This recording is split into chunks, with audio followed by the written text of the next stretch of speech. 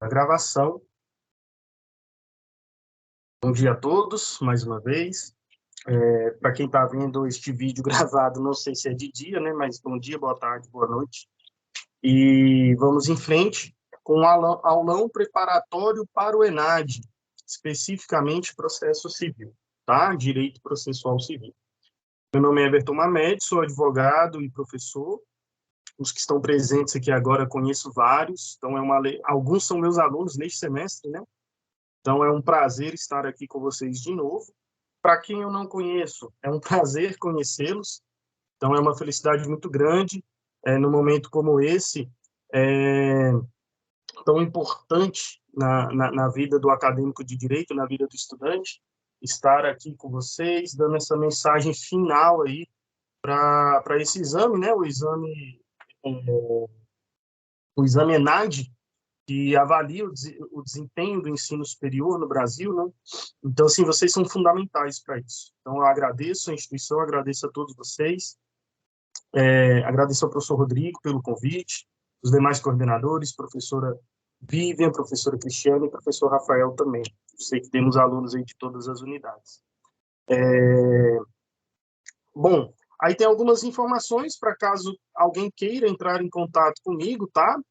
Caso alguém queira seguir nas redes sociais, não tem nada demais lá, não é um perfil, vamos dizer assim, puramente profissional, nem puramente pessoal, mas se vocês quiserem, enfim, tá aí os contatos, pode mandar e-mail para mim, no e-mail do Projeção, no meu e-mail pessoal, pode entrar em contato pelas redes sociais também, sem problema algum. Tá? Aí também tem o link do meu canal no YouTube, não tem também muita coisa lá, mas tem alguns videozinhos sobre, principalmente, processo civil, se vocês quiserem, enfim, seguir a página lá, seguir o canal, para quando tiver novos vídeos vocês verem também, será de grande alegria para mim, ok?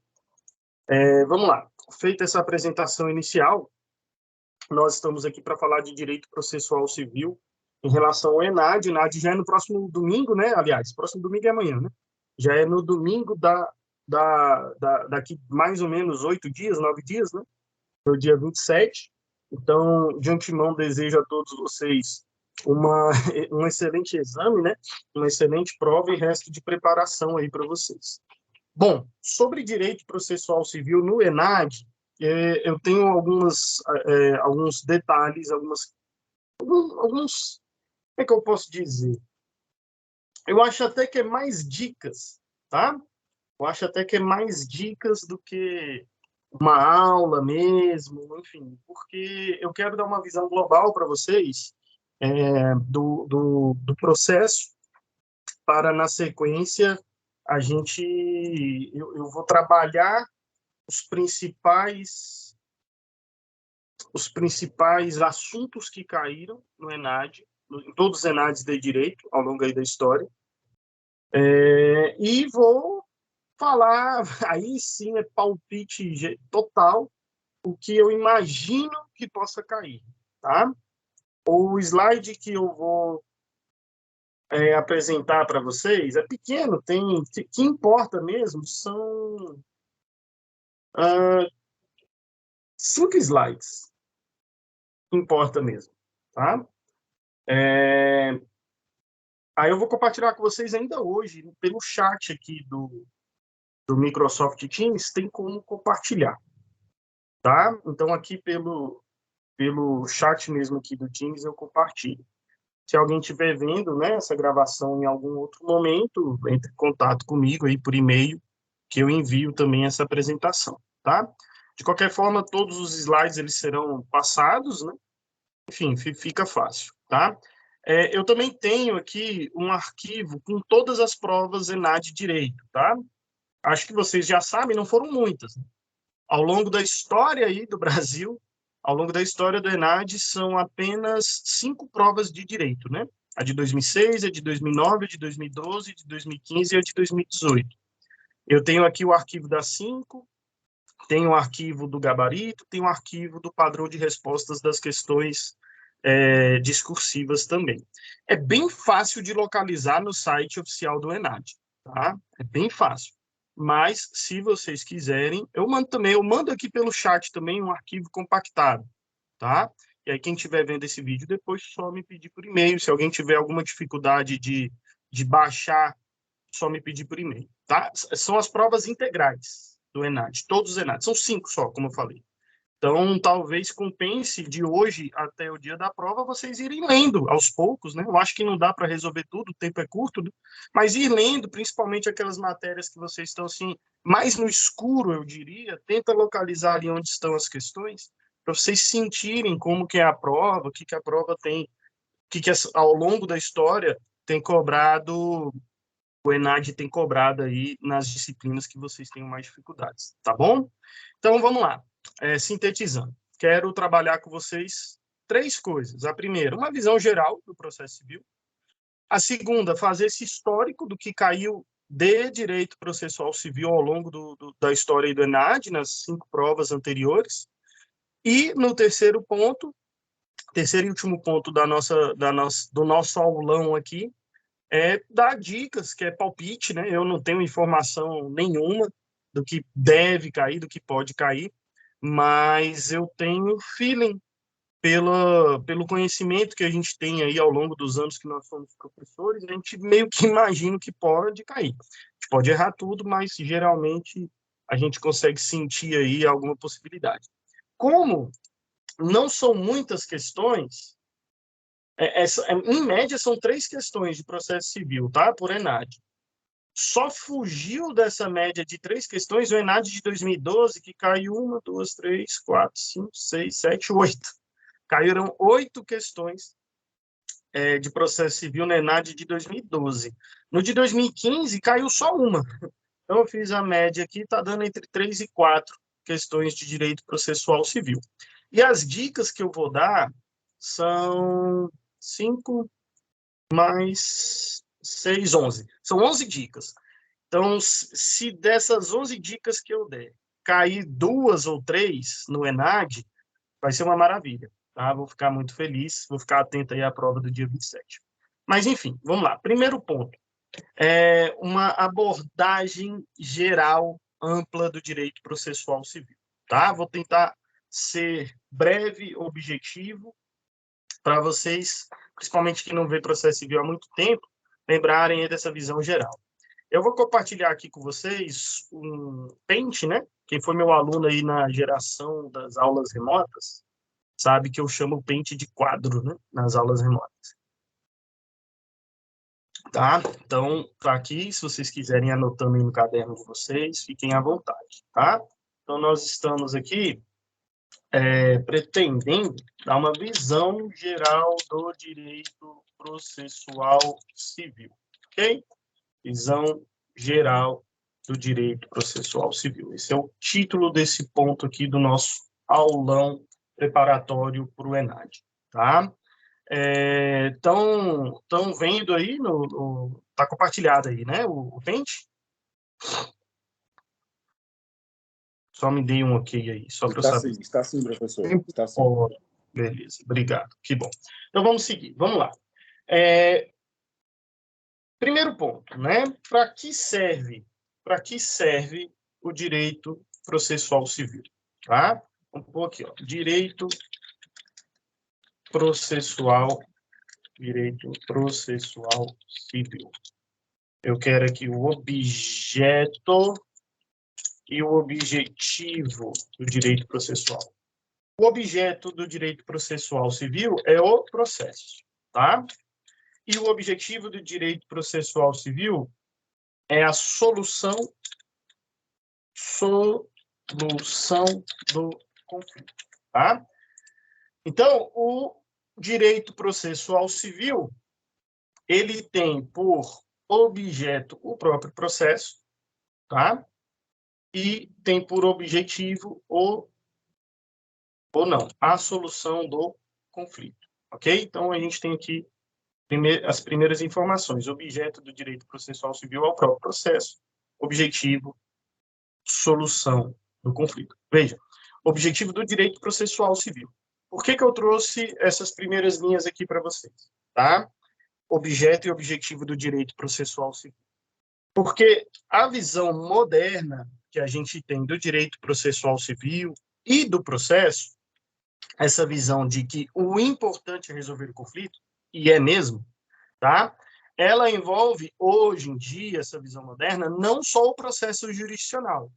Quando a gente fala processo, quando a gente fala em conflito, quando a gente fala que tem duas pessoas, ou quando a gente ouve falar, os parentes estão brigando por conta da herança ali do vô que morreu, meus tios não se entendem, tal, é uma casinha pequena, não vale nada, ele deixou 10 filhos e todo mundo ali está brigando, e já tem irmão que não fala com o irmão e tal, todo mundo já pensa. Processo. O juiz resolve, tá? Agora, o que o direito processual civil sempre quis, e hoje, mais do que nunca, numa visão prospectiva daqui para frente, de futuro, é resolver o conflito. E, atualmente, e daqui para frente, cada vez mais vai se aprofundar nessa ideia, o processo jurisdicional, esse processo moroso, submeter para o juiz, talvez, nem sempre é a melhor solução, tá? Nem sempre é a melhor forma de dar uma solução para o conflito. Se a gente pegar esse exemplo que eu falei, do vozinho lá que faleceu, deixou uma casinha pequena, barata, numa periferia e tal, ele tem 10 filhos estão brigando e tal, eles estão se matando e não se entendem, e a família já não consegue mais se unir. Às vezes, se você der esse conselho do processo, enfim, o processo, põe que o juiz resolve, talvez só vai acirrar mais os conflitos. Talvez uma mediação, desde que bem feita, possa ser a melhor solução do conflito. E por que eu estou trazendo esse exemplo? Por que eu já estou falando de mediação a partir ali da ideia de objetivo do direito processual civil ser a solução do conflito? O nosso Código de Processo Civil, que é de 2015, acho que todos vocês sabem, acredito que todos vocês já estão estudando, começaram a estudar o curso de Direito já com base, né, já com o novo Código de Processo Civil vigente, porque ele é de 2015, mas entrou em vigor só em 2016, né, em março de 2016. O nosso Código, no artigo 3º, ele é o que eu digo, paradigmático, tá? Ele é um dos principais artigos hoje da nossa lei, né? Ele podia ser um artigo, vamos dizer assim, constitucional, tá? Um artigo lá da Constituição. Vou até compartilhar aqui com vocês, para vocês acompanharem comigo. Cadê? Tá aqui, ó. Código de Processo Civil, tá? Tá compartilhado aí com vocês. Eu acho que o zoom aqui não tá muito bom, né? Deixa eu dar um zoom aqui um pouquinho maior. Pronto, acho que agora vai ficar melhor. Beleza. Então, olha só, estou aqui no Código de Processo Civil, Lei 13.105 de 2015. Nós temos duas partes no Código de Processo Civil, a parte geral e a parte especial, tá? Logo no livro primeiro, nós temos o capítulo 1º do título único, Normas Fundamentais do Processo Civil. Daqui do artigo 1º até o artigo 12, quando acaba as normas fundamentais do processo civil, no artigo 13, tá? O artigo 13 já é outro capítulo, né? Tem relação com normas processuais, mas do 1º ao 12 são normas fundamentais do processo civil, ó, normas fundamentais do processo civil. Então, assim, a primeira dica, e aí eu vou fazer essa dica olhando para vocês, provavelmente do 1º ao 12 alguma coisa vai cair. Todas as provas, tá, do ENAD tem alguma questão principiológica do processo civil. E o 1º ao 12, as normas fundamentais do processo civil, são verdadeiros princípios, tá bom? Alguns, inclusive, com um texto bastante parecido com a Constituição Federal. Vou compartilhar aqui de novo com vocês. Olha só que interessante.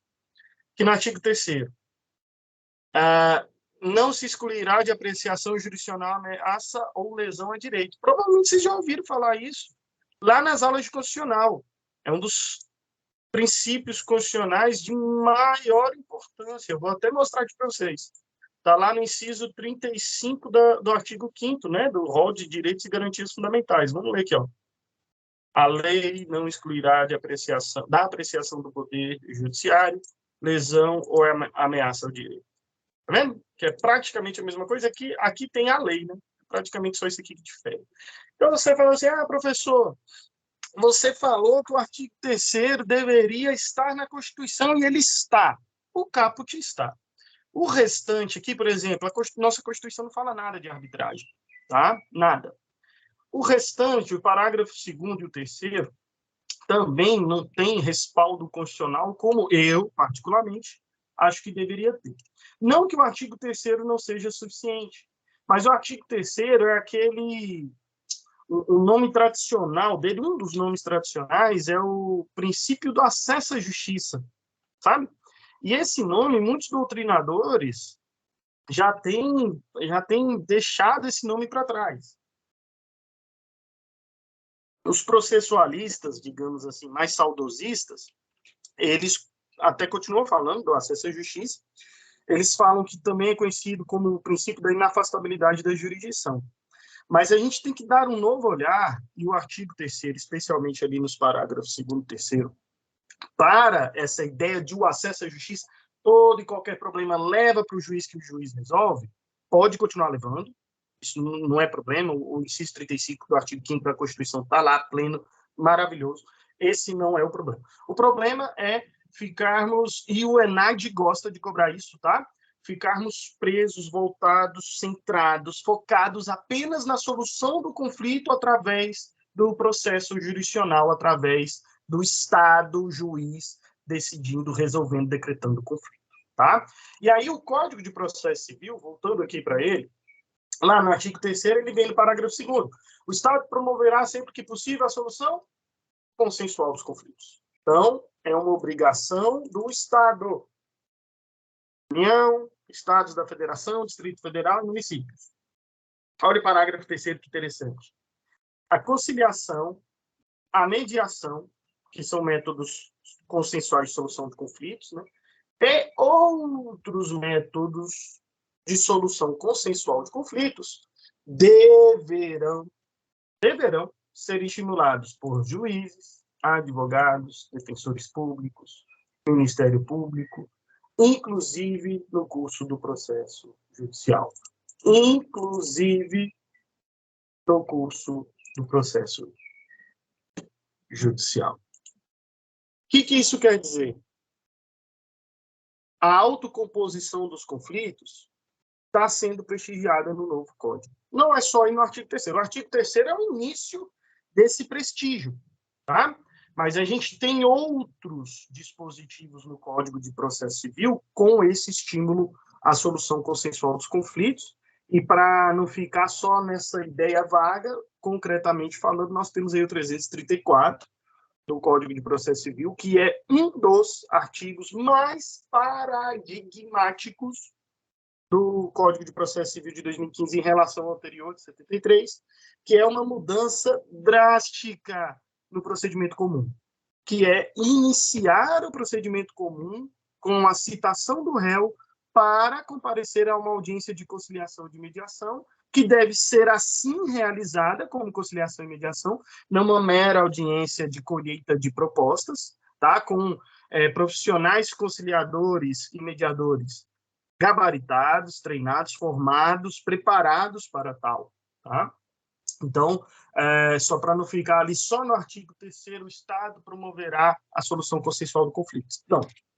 Não é só no artigo 3º. Então, o Código de Processo Civil ele tem essa veia de resolver os conflitos, buscar a solução consensual dos conflitos, repetindo, sem desconsiderar o inciso 35 do artigo 5º da Constituição. A lei continua não podendo excluir de apreciação do Poder Judiciário lesão, ameaça a direito. Qualquer pessoa que se sinta lesionada ou que sinta que o seu direito está ameaçado e não queira tentar resolver consensualmente o seu conflito, ela pode. Então, ela tem o direito de falar, deixa o juiz resolver. Bom, a ideia do Código é uma ideia, vamos dizer assim, a médio e longo prazo, de tentar mudar a mentalidade das pessoas, porque muitas vezes as pessoas pensam dessa forma por pura ignorância. É o juiz que resolve. Não, eu sou advogado, como eu falei, como muitos de vocês sabem, vez ou outra, e essa semana eu recebi um cliente e eu falei assim, olha, esse aqui é um caso bom da gente tentar uma negociação antes do processo. Aí ele virou assim para mim e falou, ele tem baixa escolaridade e tal, pessoa humilde, falou assim, doutor, se eu tentei de todas as formas, se eu resolvi contratar um advogado e estou aqui na sua frente hoje, dentro do seu escritório, eu não faço mais acordo. Deixa o juiz resolver. Não é para isso que serve o processo, não é para o juiz resolver? Então, veja, é uma questão cultural, né? O Brasil ainda é um país muito ligado à litigiosidade. Então, eu digo que a ideia do código, esse novo paradigma, a gente vai colher frutos. A gente já tem colhido frutos, tá? E o ENAD gosta de cobrar. Uma das provas, acho que é a de 2009, tem um gráfico... Não. Enfim, daqui a pouco a gente vê. Uma das provas tem um gráfico fazendo a análise da solução consensual dos conflitos após a lei da conciliação de 2015. Ou seja, então, com certeza, é de 2018. É o ENAD de 2018 que traz esse gráfico. Fazendo um paralelo sobre a diminuição de processos em virtude dos acordos realizados depois da lei da mediação, que é de 2015, como eu falei. Então, o ENAD gosta da conciliação, gosta da mediação, gosta de um processo justo, gosta de trazer essas questões principiológicas, tá? Voltando aqui ao nosso quadro, para a gente finalizar essa primeira parte dessa visão panorâmica, a gente sabe que o processo, né, o objeto ali, ó, o objeto do direito processual, que é o processo, ele é chamado hoje em dia, né, de processo sincrético. Na falta de um nome melhor, a gente chama ele de sincrético. Por quê? A gente utiliza um mesmo processo para... Vamos colocar aqui, ó, a fase de conhecimento, ou seja, para conhecer o direito, tá? Fase de conhecimento, e a chamada fase executiva, ou de execução, para satisfazer o direito conhecido. Satisfazer o direito conhecido, tá? Então, a gente chama de processo sincrético, porque no mesmo processo a gente conhece um direito desconhecido e a gente executa esse direito, satisfaz esse direito. Por que isso tem importância? Porque até 2006, tá?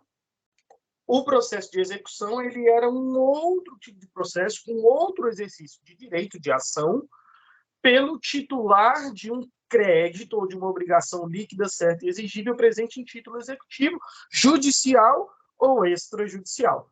Então, desde 2006, se sincretizou esses procedimentos para que se execute títulos executivos judiciais no mesmo processo. Por isso que a gente fala de processo sincrético, tá?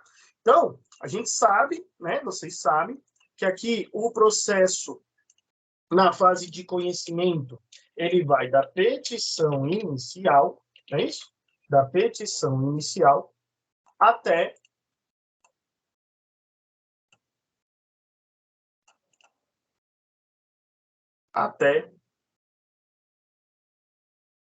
a sentença,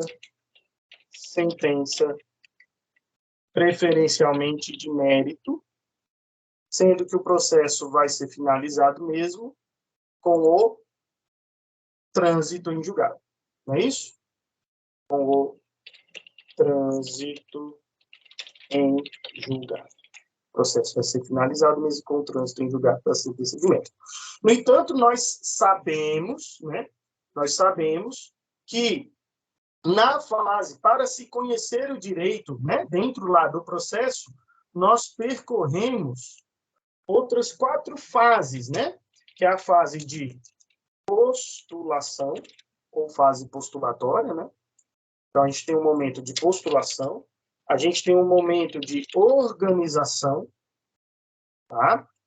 Organização do processo, a gente tem um momento de instrução, a gente tem um momento decisório, tá? Então, basicamente, a gente tem essas 4 fases, né, dentro aqui do processo de conhecimento. A gente sabe que aqui, depois da sentença, a gente pode ter o quê? A gente pode ter os procedimentos ou a fase recursal, né? Fase recursal, tá? E depois do trânsito em julgado, vamos pôr aqui também, depois do trânsito em julgado, a gente sabe que talvez precisemos da fase executiva, tá? Fase executiva. Ok? Vamos lá. Então, esse é um panorama geral aí do processo civil. Aqui a gente tem 5 semestres inteiros de disciplina de direito processual civil aí nesse resuminho, tá? Então, assim, como eu falei, é uma visão assim, bem panorâmica mesmo, bem geral. A gente não tem mais muito tempo aqui para tratar disso, tá? Assim, foi mais um lembrete para vocês. Eu quero ir aqui para o slide para mostrar para vocês os temas que foram abordados, já entrando na nossa segunda parte. Lembra que eu ia dividir em 3? Primeira, dar essa visão geral, panorâmica, tá? Aí trabalhei um pouquinho aqui com vocês com princípios, né? Bem basicamente, por conta do nosso tempo corrido. Nós estamos entrando no nosso segundo ponto, que é ver o histórico. O que caiu de processo civil nas provas de ENAD anteriores. E a gente vai para o... Depois disso, né? Vamos entrar agora nesse segundo momento. Depois, no terceiro momento, eu vou dar algumas dicas para vocês. Então, vamos passar rapidinho aqui nesse segundo momento, que eu acho que o mais importante é o terceiro mesmo. Tá? Então, calma aí. Deixa eu colocar aqui, compartilhando com vocês, tá? Por que aqui eu quero passar rapidamente os principais temas abordados com vocês? Porque o ENAD não é muito repetitivo, tá? Então, assim, a gente vai ver o que ele tem cobrado, vou fazer um panorama breve, para depois entrar nas dicas. E, assim, algumas coisas ali até parecem que são repetitivas, mas eu quero focar no que é novo de 2018 para cá, que, né, o último ENAD foi em 2018, de 2018 para cá tiveram algumas alterações interessantes no CPC que eu acredito, né, palpite, repito, que deve cair aí na prova do dia 27, tá? Então, vamos lá. Olha só que interessante. Primeiro ENAD de Direito, foi em 2006, tá? Teve 3 questões envolvendo processo civil, sendo que a primeira, questão 24, envolveu processo civil, penal, trabalhista e constitucional, na mesma questão. Vocês verem como o ENAD ele é multidisciplinar enfim, ele realmente não eu não diria que ele é difícil, mas ele também não é fácil. Eu diria que ele precisa de uma atenção especial, tá? E a gente pensar muito de forma lógica. A gente tem que ter esse conteúdo, mesmo porque é um exame de avaliação do que a gente aprendeu, né, no curso. A gente tem que ter esse conteúdo, mas a gente precisa, ao invés de se aprofundar em tudo, para o ENAD, tá? Ao invés de ter conhecimentos aprofundados, especialíssimos em tudo no direito, ele pede breves conhecimentos de tudo. Então, isso acaba por facilitar se você conseguiu fazer todas as disciplinas, conseguiu entender a essência de todas as disciplinas ao longo do curso. Mas, vez ou outra, aparecem questões realmente mais complexas e multidisciplinares, como essa questão 24 aí. Especificamente, foi trabalhada ampla defesa e contraditório nos quatro processos, digamos assim. Civil, penal, trabalhista e constitucional. Tá? Tratou especificamente da questão da ampla defesa e contraditório nos casos de réu-revel, apesar de regulamento citado, que no Código de Processo Civil fala lá especificamente no artigo 72. Tá? E, olha que detalhe interessantíssimo, o tratamento da ampla defesa e contraditório, princípios constitucionais, para réus, tá? Réus que foram penalizados com a revelia, por culpa deles, né? Eles que não se apresentaram aos processos. O tratamento é diferente. A ampla defesa e o contraditório lá no processo penal é diferente da ampla defesa e contraditório no processo civil, quando se tratar de atuação do réu-revel. Tá? A questão 28, a questão específica sobre testemunho, tá? Era um padre, essa questão 28 que é interessante, é um padre perguntando se o padre ele é obrigado a depor sobre um crime, né? Sobre algo que ele escutou numa confissão, tá? E no Código de Processo Civil, pelo menos, 448, ele, inciso segundo, ele diz que a testemunha é obrigada a depor, né, se envolver sigilo profissional. E a questão da confissão para o padre é sigilo profissional, tá? Então, é por uma questão que a gente pode pensar, cara, obviamente o padre tem que falar. No processo civil não precisa. Ele não é obrigado, tá? É sigilo profissional. Obviamente, padre é a profissão ali da pessoa que está como testemunha, né?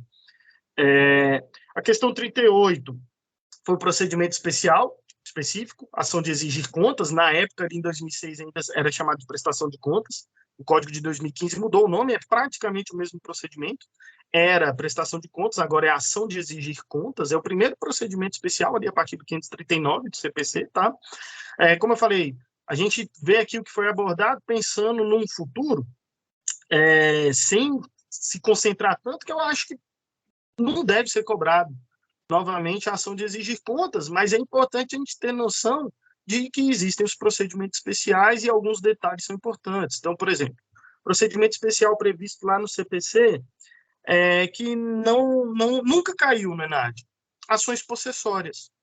Ações possessórias é um procedimento especial, são procedimentos especiais previstos na parte especial do CPC, que nunca caiu na ENAD. Pode ser que caia agora, tá? Interessante que foi uma questão discursiva.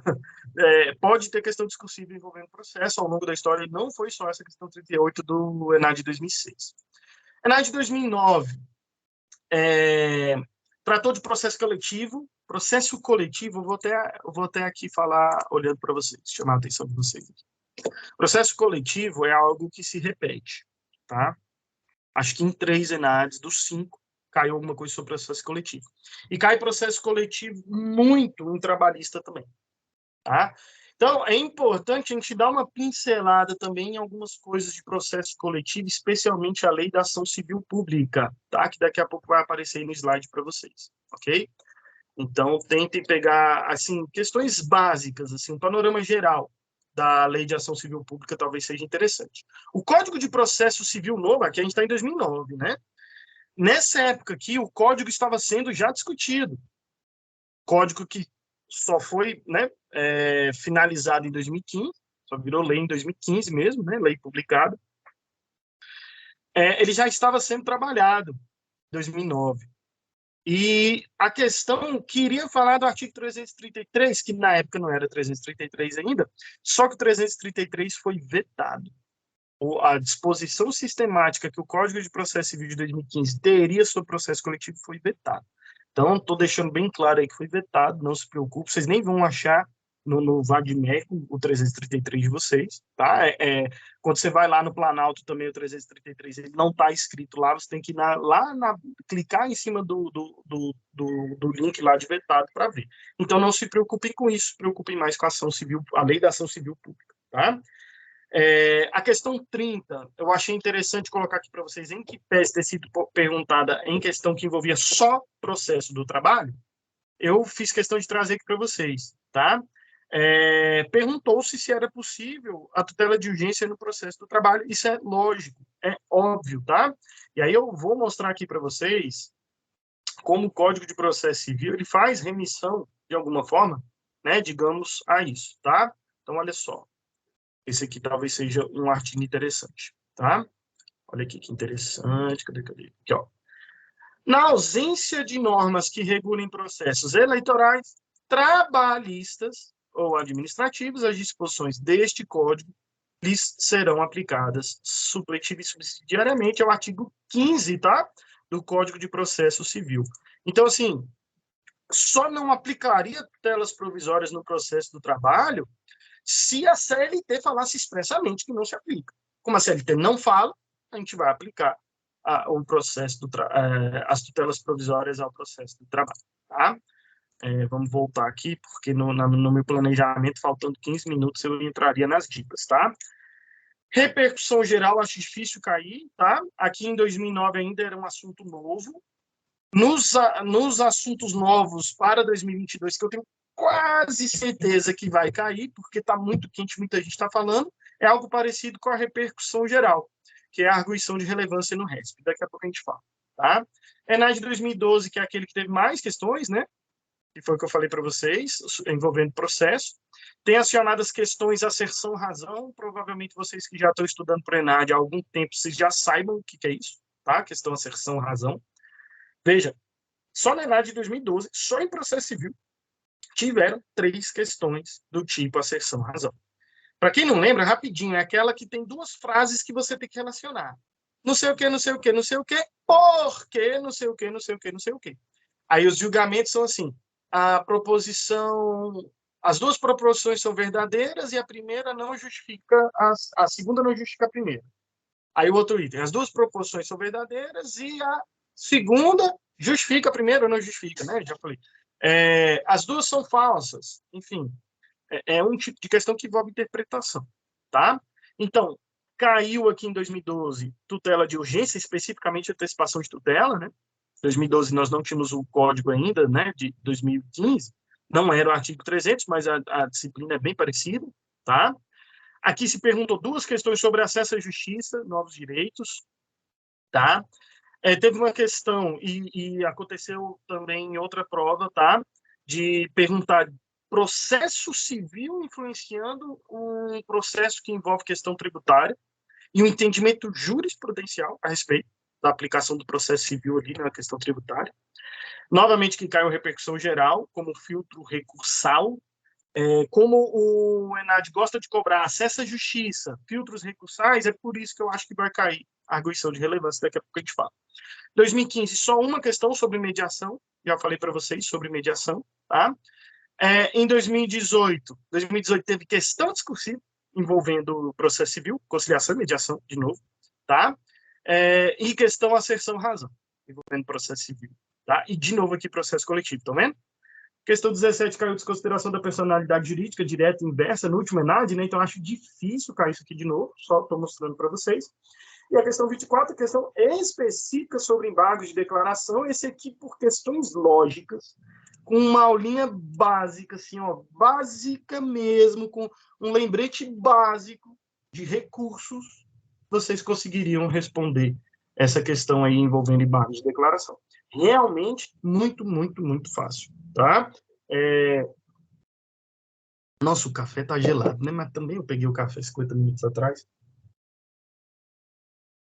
Bom, então, feito o panorama, eu queria 15 minutos para falar do que eu acho, assim, que eu sinto, apesar de ser só palpite, que pode cair. São situações bem objetivas que eu acho que pode cair. Então, vamos ficar esses últimos 10 minutos concentrados nisso, tá? Então, estamos entrando na terceira e última parte aí do nosso aulão de hoje, tá? Então, eu separei um slide apenas, tá? Com o que eu coloco aqui. Essa primeira parte são as novidades do CPC de 2018 para cá. Assim, eu não posso dizer isso, né? Mesmo porque eu não tenho conhecimento para tal. Mas eu tenho quase certeza que pelo menos um desses 5 primeiros pontos aqui deve cair. Porque isso aí tudo são novidades do CPC depois de 2018. Né? O ENAD, não sei se vocês sabem, era para ter sido feito ano passado, porque é a cada 3 anos. Né? Como o último foi em 2018, deveria ter sido 2021. Aí, por conta de probleminha, de pandemia, probleminha é a mistura de problema com pandemia. Por conta de pandemia, enfim, não foi possível realizar ano passado, questões logísticas e tal, esse ano, enfim, de 3 em 3 anos. Então, nós tivemos a alteração em 2019, aliás, 2019 não, tivemos a alteração em 2020, 21 e 22, tá? E aí eu peço atenção para vocês, pelo menos passem lá e deem uma lidinha no parágrafo 6º-A e parágrafo 8º-A do artigo 85 do CPC e o tema repetitivo 1076, tá? Vou mostrar para vocês rapidamente, para a gente trabalhar as outras dicas também. Vou mostrar para vocês bem rapidamente. Olha só. Cadê janela, janela, janela? Olha aqui o tema 1076, tá? O tema 1076 está aqui a tese fixada, já eu resumo ela para vocês, ok? E no Código de Processo Civil, cadê? Como é que eu vou? Calma aí. E no Código de Processo Civil, lá no artigo 85, só para vocês ficarem atentos, pelo amor de Deus. Olha aqui, ó, vocês têm que pegar um código atualizado. Se você está olhando o Vadimeco de papel, toma cuidado, porque atualização de 2022. Seu Vadimeco provavelmente não vai ter isso aqui, tá? Parágrafo 6º A, tá vendo? O parágrafo 6º continua, foi incluído aqui o parágrafo 6º A, já eu resumo isso aqui para vocês. E o parágrafo 8º A, tá? Então, foi inserido aqui essas novidades no Código de Processo Civil agora em 2022. Por isso que eu acho que é quente. Eu não acho que esse é o mais quente de todos, tá? Que vai cair. Mais quente de todos, para mim, né? Que eu acho que vai cair, é a arguição de relevância. Agora, a questão de honorários advocatícios é uma discussão muito grande, que não acaba nunca. E eu vejo que o ENAD tem uma preocupação grande dentro assim, do direito, das carreiras jurídicas, com o papel do advogado e honorários ali, a gente está falando, obviamente, da remuneração do advogado. Então, a gente tem duas regras principais de aplicação, né, de fixação dos honorários advocatícios de sucumbência. A primeira, 10% a 20% do valor da condenação ou do valor da causa. E isso está lá no parágrafo 2º, tá? E no parágrafo 8º, nós temos ali a apreciação equitativa. E o parágrafo 8º criava uma confusão danada. Então, parágrafo 6º, parágrafo 8º, A, parágrafo 6º A e parágrafo 8º A, essas novas inclusões, mais o tema repetitivo 1076, eu acho que a gente depois dei uma lidinha, tá bom? Não vou mais degringolar muito sobre isso, porque a gente tem outros pontos aqui para eu destacar, tá? Detalhe importante, só para finalizar esse ponto. O STF ainda vai apreciar essa questão, mas já tem tese repetitiva válida que os tribunais brasileiros devem seguir, ok? Mas pode ser que no ENAD cobre alguma coisa assim. A questão já está absolutamente decidida, inclusive no STF? Ainda não. Ela está decidida, inclusive com repetitivo, no STJ, tá? Outra coisa, nova forma de estação, isso que é de 2021, tem uma resolução do CNJ aqui de 2022, tá? Mas a alteração no Código de Processo Civil foi em 2021, junho de 2021. Eu acho que isso aqui é quente para cair também. Hoje, o Código de Processo Civil autoriza a citação. Antes, o texto original de 2015 só autorizava a intimação, tá? Hoje se autoriza a citação e, inclusive, é o meio preferencial a citação por meio eletrônico para qualquer pessoa. Você pode receber uma citação num processo civil por WhatsApp ou por e-mail. Pode. Código de Processo Civil autoriza, tá? Aí tem toda a regulamentação disso no 246. Os prazos todos, como funciona e tal. Não deixem de ler. Isso aqui eu acho que é quente. Agora, o mais quente de tudo, como eu falei, é um palpite, é um chute, tá? Na minha opinião, é a arguição de relevância. A arguição de relevância, esse terceiro ponto aqui, nada mais é do que a repercussão geral para o recurso especial. Repercussão geral no recurso extraordinário é um filtro recursal. O ENAD adora perguntar sobre filtro recursal e acesso à justiça. E foi criado mais esse filtro recursal, que é a arguição de relevância, que todos os doutrinadores estão criticando como um obstáculo ao acesso à justiça. A arguição de relevância, primeira coisa, ela está regulamentada na Constituição Federal, tá? Tá vendo aqui? Constituição Federal, certo? Parágrafo 2º e 3º do artigo 105 da Constituição Federal. E ela ainda não está sendo exigida, porque o STJ decidiu recentemente que só é para exigir o requisito da arguição de relevância nos recursos especiais quando tiver a regulamentação. Mas essa informação que eu acabei de dar e os parágrafos 2º e 3º do artigo 105 da Constituição podem, e eu acho que vão cair no ENAD, tá? A prescrição intercorrente, que ela mudou um pouquinho lá nos parágrafos do 921 do CPC, vamos passar também por lá, ok? Mudou detalhes, não mudou muita coisa, não. Mudou muito do código anterior para 2015, ok? Aí agora, recentemente, o código de 2015 sofreu alteração.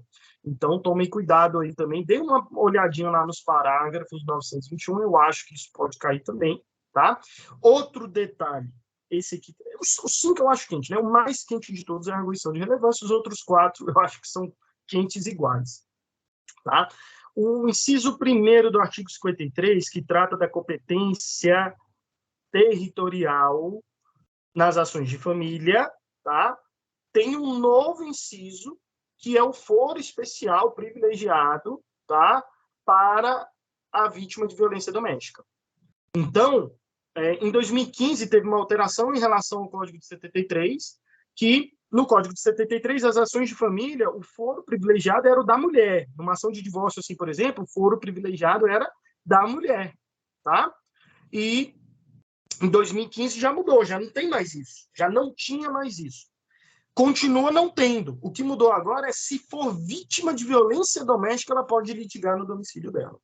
Se não for vítima de violência doméstica, aí a gente segue a ordenzinha lá do inciso 1º do artigo 53. Tá? Isso é uma alteração também recente. Recomendo que vocês passem o olho lá nisso aqui. Eu acho que pode cair. Talvez esse aqui seja uma segunda mais quente, né? Depois da arguição de relevância. Na minha opinião, repito, palpite total. Outras coisas que eu acho que pode cair, não é necessariamente uma novidade, mas eu acho que pode cair por conta da essência do ENAD em si, por conta um pouco do histórico. Deveres das partes dos procuradores, especialmente a litigância de má-fé, a partir do artigo 77 do CPC, tá, gente? Eu não coloquei aqui, eu vou colocar. A partir do artigo 77 do CPC, tá? Artigo 77 seguintes do CPC, ok? Os direitos do advogado, do artigo 107, como eu falei, é o ENAD das profissões do direito, digamos assim, aquele me parece mais preocupado está relacionado ao advogado, então eu não sei, eu tive um feeling sobre o 107, tá? O 107 tem um parágrafo lá que é novidade, não foi por conta disso, eu tive um feeling mesmo, depois que caramba, realmente tem uma questão nova aqui no 107 do CPC, dei uma lidinha, tá? Questões relacionadas à litigância exagerada que a gente tem no Brasil, essa litigiosidade, eu acho que vai cair, porque em quase todas as provas caiu alguma coisa nesse sentido, e filtros recursais. Aí, quem quiser dar uma olhadinha lá na questão 26 da prova de 2012, apesar dela ter sido anulada, quem quiser dar uma olhadinha, só para vocês verem como o ENAD às vezes é meio perverso. Tanto é que ele teve que anular essa questão aqui. Mas, assim, foi uma cagada. Eu, particularmente, não sei se deveria anular, não. Tá? Dá só uma lida para vocês verem como o ENAD, às vezes, ele tem alguma coisa assim, meio capciosa, digamos assim. Isso aqui que nunca caiu. E é uma novidade no CPC de 2015, tá? Então só poderia ter caído no de 2018, né? Porque em 2015 é que ele não estava vigente ainda. No ENAD de 2015 já tinha um código de 2015, mas ele não estava vigente, porque ele só entrou em vigência em 2016, então ele não pôde cobrar.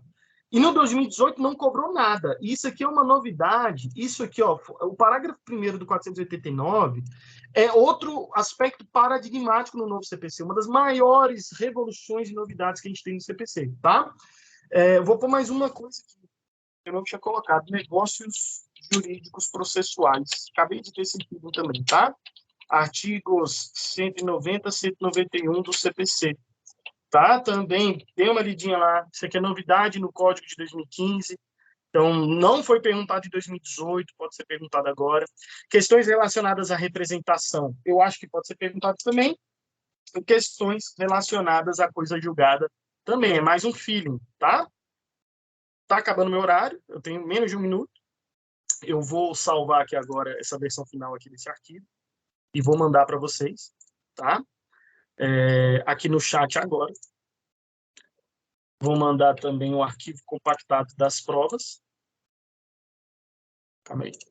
E já vou encaminhando aí para a finalização, porque agora vocês vão ter aula, acho que de processo do trabalho, não é isso?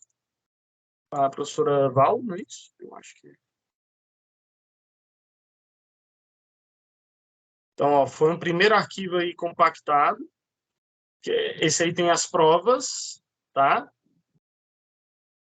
Tem as provas, é uma pasta, e agora está indo o PowerPoint que eu mostrei para vocês, tá? Quem estiver vendo esse vídeo, porque, como eu falei, eu vou postar no YouTube, quem estiver vendo depois, é só me mandar um e-mail, tá? Vou compartilhar aqui de novo o e-mail, que eu mando, tá? Sem problema algum. Quiser entrar em contato aí comigo pelas redes sociais também pode entrar, tá? Ó, a professora Val já mandou um oi aí. Já libero os meninos para vocês, tá, Val? Calma aí, só um minutinho. Ai, ai.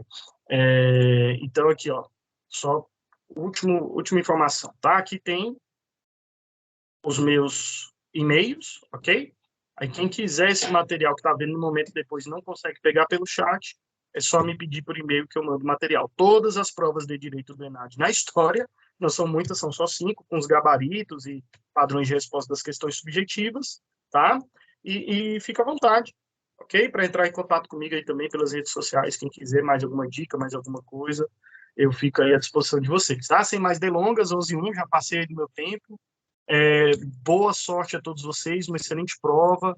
Obrigado pelo carinho de sempre, obrigado pela atenção. Desculpa aí qualquer coisa, se foi muito rápido, se foi ruim, peço perdão, mas espero que vocês tenham aí um excelente restante de aulão. Com a Val não vai ser problema, a Val arrasa sempre, né? Sei que ela é referência aí para vocês. Vocês vão estar em excelente companhia a partir de agora. Excelente final de semana aí para vocês e uma boa prova semana que vem, tá?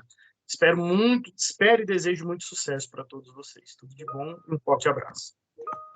Obrigado, professor, pela aula. Até te agradeço aqui as palavras, depois de uma aula dessa,